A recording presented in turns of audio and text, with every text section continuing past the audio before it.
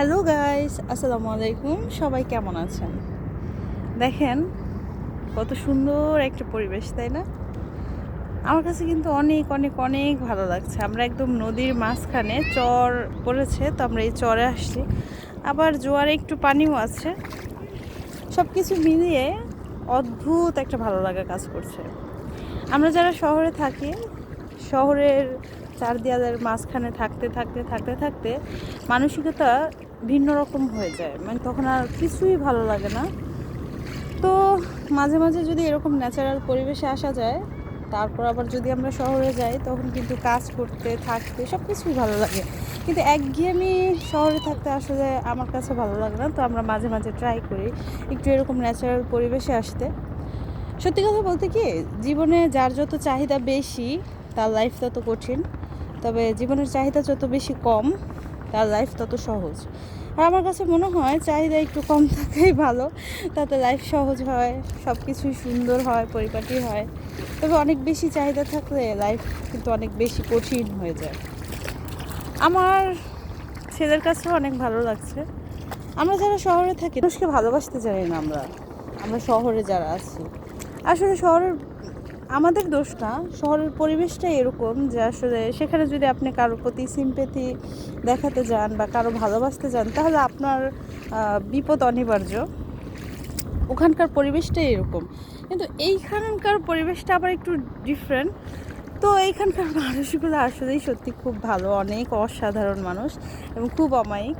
মানুষকে ভালোবাসতে জানে, মানুষকে সম্মান করতে জানে।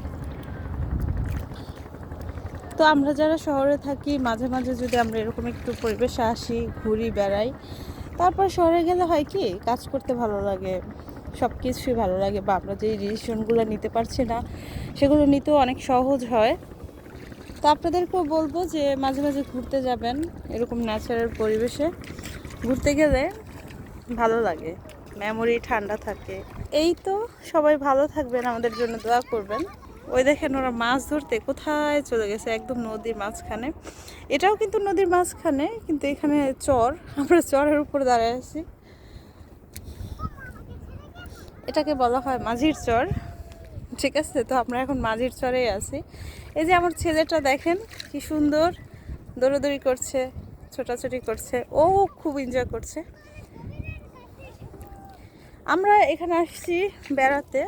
তো এখানে আসার পর একদম এই নদী থেকে সকালবেলা যে যারা মাছ যে ধরে সারা রাত, ওই মাছ কিনে বাসায় রান্না করেছি। আমি নিজেই রান্না করেছি মাটির চুলায়। সেই মাছগুলো না কাটতেও খুব ভালো লাগে, কারণ মাছগুলো এত ফ্রেশ ছিল, ব্যাড স্মেল নাই, খুব খুব খুব ফ্রেশ। তো ওগুলো রান্না বান্না করে বাসায় রেখে আসছি। তো এখন আবার আসছি আমরা নিজেরা মাছ ধরার জন্য। তো এই যে মাছ ধরবো, ধরে বাসায় যাব, গোসল টোসল করে খাওয়া দাওয়া করবো। বাবা, তুমি কি খুব এনজয় করছো? তাই? বাবা, তুমি আর পানিতে যেও না মা। হ্যাঁ হ্যাঁ, কিন্তু পানি যদি সামনে লাফ দিব। ওকে। তো চলো আমরা বাসায় চলে যাই। বাবা, বাসায় যাবে না মা? যাবে না? এখানে ভালো লাগে? তুমি কি মায়ের মতো পাগল? তোমার আম্মি একটা পাগল, তাই? ওকে গাইস, সবাই ভালো থাকবেন। আল্লাহ হাফেজ।